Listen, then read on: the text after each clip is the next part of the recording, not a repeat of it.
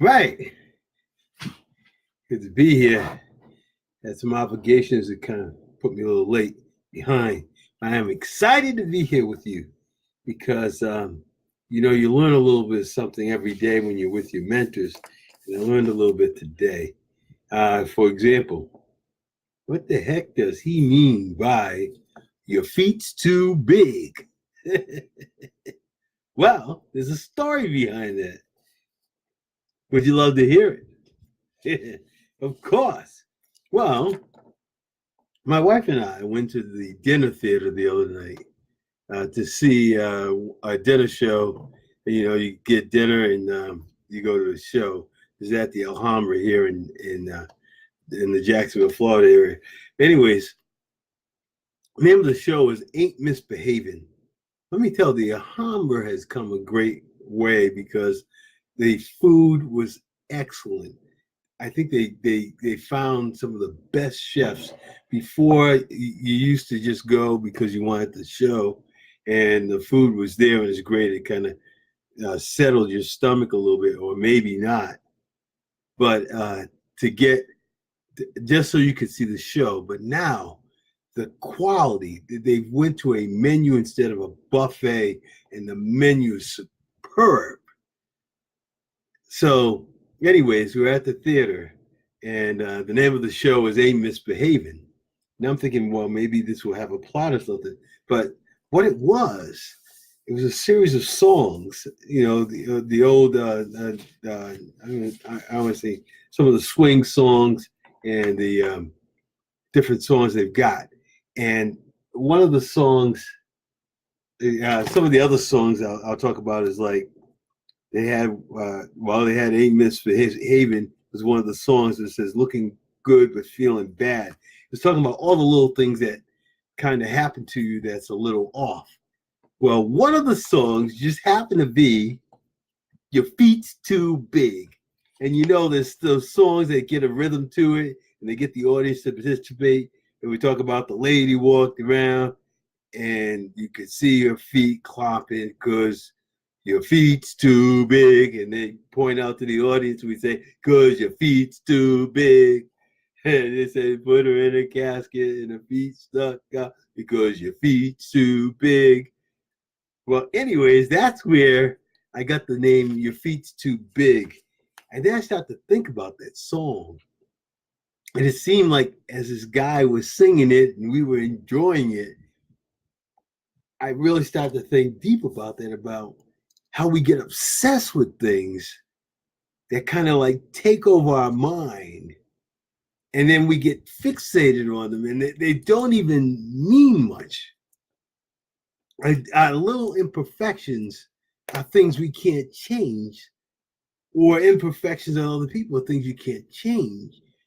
But we get so obsessed that sometimes, it really doesn't matter, because the truth is, we're all beautifully and wonderfully made by our Creator. And our imperfections are what makes us unique. Otherwise, we'd be dull if everyone was the same. So my thing is here is when we find ourselves obsessing over someone else's or our own, or you obsess over your own imperfections, you can use that either as a crutch or as an asset. It's all in how you perceive it. You can say, "Oh, my nose is too big," or "I've got a tooth out in the front." And you can use 1,000 things to determine, you can use anything really to determine an excuse, but you don't have to have that as an excuse. Realize that you're wonderfully and beautifully made, and that everything that you have, God gave you for a reason. And you can use that to bless other people's lives. It seems that, use it instead of keeping it as a crutch, use it as a stepping stone, is what I wrote there. But so that song, "Your Feet's Too Big," because your feet's too big. every time he said a few lines, because your feet's too big. But it just brought out the point that we obsess over things sometimes, and we just need to let it go. You just need to let it go. There's too much more important. And my second point is this: that we can gear towards the negative or towards the positive, but this goes right along the line of positive self-talk. And I was looking for something to give you about that, and why we talk about guarding our self-talk. Listen to what the two authors here from the book The Answer, businessmen authors, John Assaraf and Murray Smith. They talk about negative messages children receive growing up. And they wrote, by the time you're 17 years old, you've heard no, you can't, an average of 150 times. And you've heard yes, you can, about 5,000. That's 30 no's for every yes. That makes for a powerful belief of, I can't. So this is substantiating what I keep hopping on each time I come on here, is the fact that we have to guard ourselves to, why? Because by the time you were 18, you heard a positive message 30 times less than you heard negative messages. 150,000 times you heard no, 5,000 times you heard yes.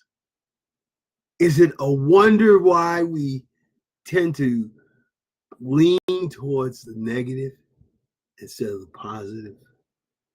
Is it a wonder? So my thought is here, so what can we do about that?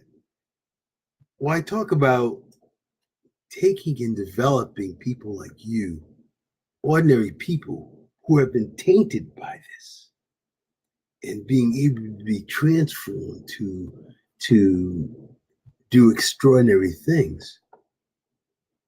Well, one, I think you can't do that alone. And two, you need support to make that happen, not just principles. Like I said, you can go to a motivational speech or something, and then 2 weeks later, even if you buy the course, 2 weeks later, it's in the corner and you're back to normal. Why? Because this talks about the age 18. But how often are you still hearing negative messages on a daily basis? How many more times are you hearing negative messages versus the positive? So what would happen to you if every day started off with something positive?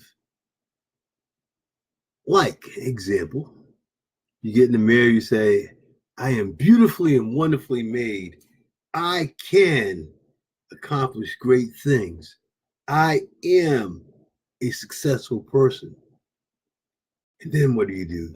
You flip open Facebook and you're part of this group. And the first note that you see says, hey, John, or Jamal. Hey, Jamal. Appreciate you. You're such a blessing to me just because of a note that you said. And I appreciate you in my life. So how does that make you feel? And you get that kind of note every day, as opposed to turning on the news. 5 people were shot dead on this side of town last night. Makes you feel real safe, doesn't it? You see, if we change, the only way we're going to be able to change and get to that positive, that extraordinary person, we've got to start injecting other forces to offset all that we've already taken in on that negative side. So how do you do that? Well, I've got a group that I'd love for you to be a part of. But take the survey first. Don't take the whole survey. Here's what I need you to do. I'm going to put the link in there. It's a funnel that I had created, and I put a nice snappy name in there. The secret to the perfect job is easier than you think. But behind that, just sign up, and it will send you a survey. Take that survey, and I'm going to tell you there's like 5 sections and 6 questions each. But I don't want you to do all that. You know, I was talking with another mentor. I'm in the process of revising it, but I didn't want to miss the opportunity to share with you tonight. So go ahead and get that survey and just do either the first 3 or the first 6 questions. And if all the answers are yes, then, you know, you really need a support group like this. Now, I recommend you do what it says at the end of that first section. Just go ahead and sign up for the group. I mean, it can't change. It can't hurt. It can only help. Try it for a month, 2 months. Try it for a month, and if it doesn't work, if you feel you're not getting anything different, if you feel that you're not finally moving in the direction that you really want to go, cancel. You're not going to hurt my feelings. But what you're going to do is you're not giving yourself the opportunity that you deserve to change your life dramatically and become an extraordinary person. So let's summarize. What did we learn today? I went to the theater and we learned that sometimes we obsess over our imperfections, but yet it doesn't matter because we're wonderfully and beautifully made, and we're unique because God made us that way. And that we can use that either as a crutch or as an asset or a stepping stone. Use it as a stepping stone. And then, number 2, that all our life, we hear 30 times more no's per day than we do yeses.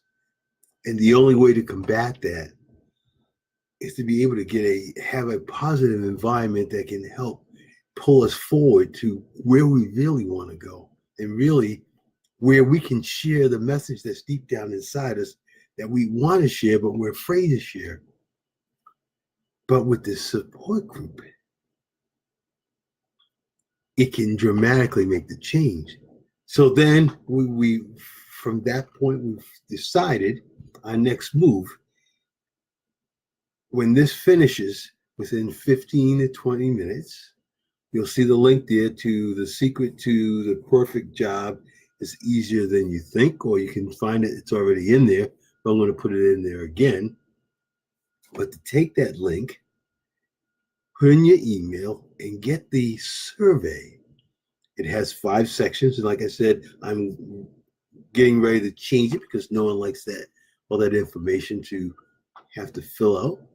And I'm going to make one with just 3 questions. So take either the first 3 or 6 questions, and if they're yes, then go ahead and sign up. You've got nothing to lose and everything to gain. But it's going to change your life. And if it doesn't work after a month, hey, quit. It's not that big a deal. For me, it's not that big a deal. For you, it's life-changing. You see, I've already settled that. I'm here to help you. Nothing happens to me without helping you. And it's more joyous to me to help you than to worry about me. You see, there's always positive and negative forces. And that positive force, I was just reading through in the study we're doing in a mastermind on As a Man Thinketh. And the most strongest emotion that we have is love. And if we, instead of moving away from what we don't want, we need to find what we love and do want. And that force is stronger and will move us in the direction we want to go faster than just keep thinking about what we don't want. So as we carve out and decide on where we want to go, that's a driving force that will take you where you want to go. So that's my lesson. So the action tonight, take the survey. If it resonates with you, if I resonate with you, go ahead. Let's work together. Let's get in this group, this membership, and work together to create a tremendous, life-changing transformation in you that you've longed for deep down, but sometimes afraid to share with others because, they don't quite understand us because we're different. And that's okay. But that's my lesson today. So I look forward to working with you. That's all I have. I've learned from a mentor today, and that's how, as you can see, I've got a little different pattern, a little agenda. But I think that this works. You have a good evening, and I'll talk with you tomorrow. Don't forget about the link. Goodbye.